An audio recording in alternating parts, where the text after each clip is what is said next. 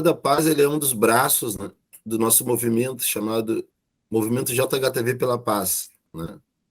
É um movimento que ele tem seu início em 2010 na rede pública de ensino médio. Então, nós somos um movimento transdisciplinar que produz textos e realiza projetos que contribuem para o desenvolvimento intelectual e espiritual do jovem estudante da rede pública de ensino médio e o seu meio ambiente. Quando a gente fala de meio ambiente, nós estamos falando de toda a comunidade escolar, né? Então entra a sociedade, porque todos nós somos responsáveis pelos jovens estudantes, eles são o nosso maior patrimônio, né? E no momento que nós estamos atuando nas escolas com vários projetos, onde a gente consegue exercer essa missão do que eu falei antes, né, de ser um movimento transdisciplinar. Por que transdisciplinar? Porque nós usamos várias ferramentas para um único objetivo, né? É que o jovem da rede pública de ensino médio, aquela garota, né, aquele garoto que o papai, a mamãe deram arroz, feijão, caderno, caneta, até eles chegarem ali no ensino médio, ali a gente não pode mais perder eles, né? É o que a gente fala, a gente tem que impulsionar eles para dentro da universidade. E para que isso aconteça, a gente tem que ter um velcro muito grande, porque é uma idade muito perigosa, né? Com 15, 16 anos, tu começa a namorar, tu começa a sair para dançar, então tu começa a ficar independente fisicamente, né? Tu começa tanto as meninas como os meninos, né? Muitos descobrem o sexo, né? nessa faixa etária, né? Ainda não adulta. Então, se a escola não for muito interessante, a gente perde eles para a esquina, como a gente fala, né? Aí a maconha, a cocaína, o sexo prematuro, tudo isso fica mais interessante que está dentro de uma sala de aula, né?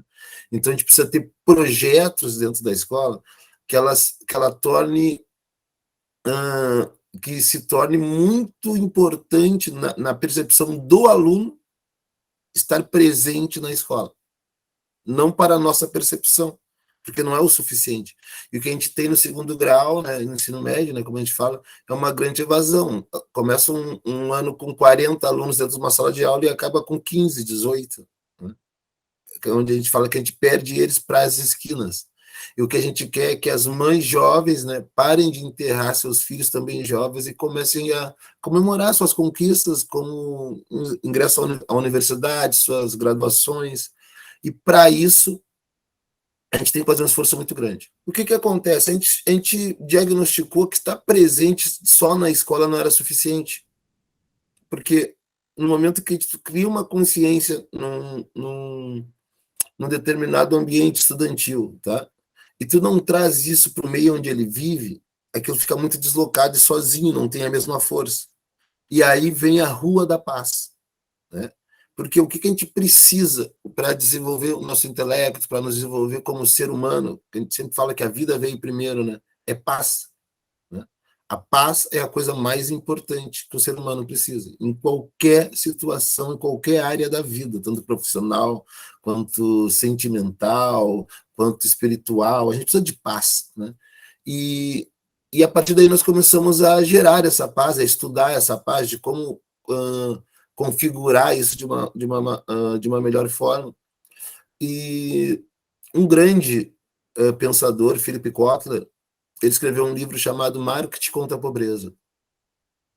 E ele fala que para a gente bater, porque nessas comunidades carentes, o que a gente mais sente, o que tira a paz deles, né, é a falta dos consumíveis mínimos para viver com dignidade. E a gente entendeu e aprendeu, estudando esse livro, que isso é um compromisso do setor público, do privado e do filantrópico. Não trabalhando de forma fortuita, mas os três juntos, num cluster, né? E aí, porque causa um impacto muito positivo, e aquilo causa realmente um delay que se torna um outro ponto, um novo motivo, um novo assunto naquela comunidade, né? Isso vai perdurando e vai despertando outras vontades naqueles que tem que estar ali cuidando daquelas crianças que a gente está lá na escola. A gente achou inteligente trabalhar com escolas primeiro, né, como a gente também não consegue hoje, nós não somos uma instituição com um número de pessoas que a gente consegue, por exemplo, abranger toda a rede pública de ensino médio, né? Diretamente, né? Então, a gente focou nas escolas que, por exemplo, Júlio de Castilhos é uma escola em Porto Alegre, que ela fica no bairro Santana. E ela não é uma escola de comunidade, mas ela é uma escola que atende a muitas comunidades. Então, pessoas de várias comunidades estudam naquela escola. Então, ali a gente consegue levar a mensagem para várias comunidades, assim também o Protásio Alves, o Parobel, o Inácio Montanha, que são escolas centralizadas e atendem comunidades diversas da cidade de Porto Alegre.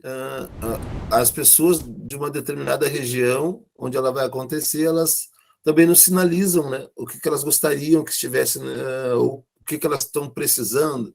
Por exemplo, a gente fez uma comunidade Rubem Berta, que eles falaram assim, nunca vi os bombeiros aqui nos falar sobre prevenção contra incêndio, explicar para as crianças como se tornar um bombeiro, porque os bombeiros são a instituição mais respeitada do país, né, de maior credibilidade. Tu nunca acha que um bombeiro vai te mentir, né? Se perguntar para um bombeiro um endereço, ele te falar, tu sai crente que é aquilo ali que ele te falou, né?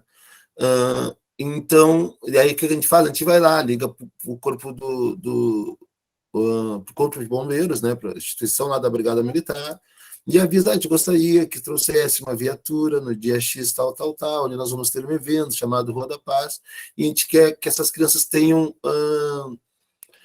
um momento, né, íntimo com os bombeiros, não só vendo eles passar, e mesmo assim já sabendo da importância que eles salvam vidas, eles apagam fogo, mas que a gente possa despertar neles a vontade de amanhã ser um bombeiro. Né?